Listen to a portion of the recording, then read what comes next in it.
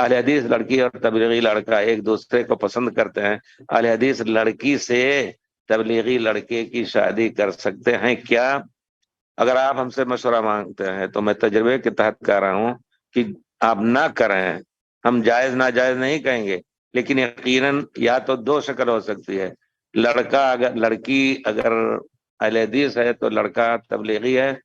ایسے لوگوں کو دیکھا مار پیٹ کر کے کہتے ہیں نہیں تو ہم طلاق دے رہے ہیں تم کو، اگر تبلیغی نہیں، تبلیغ میں نہیں نکل رہی ہو، وہ بھی تو آج کل تبلیغ کی نکلتی ہے، باقاعدہ طلاق ہو گیا۔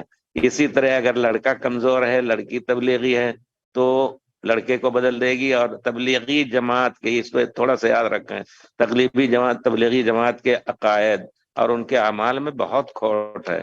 سب سے بڑا کھوٹ ہے کہ حدیث رسول سے بڑی دشمنی ان کو ہے۔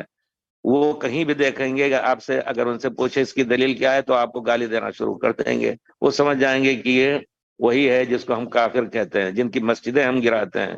تو ہمارا مشورہ ہے کہ آپ ہرگز اپنی لڑکی دینی ہو اگر اہل حدیث تو اس سے شادی نہ کریں۔ لڑکا اگر دینا ہے تو لڑکا تو ہو سکتا ہے شکار ہی ہو جائے لڑکی کا۔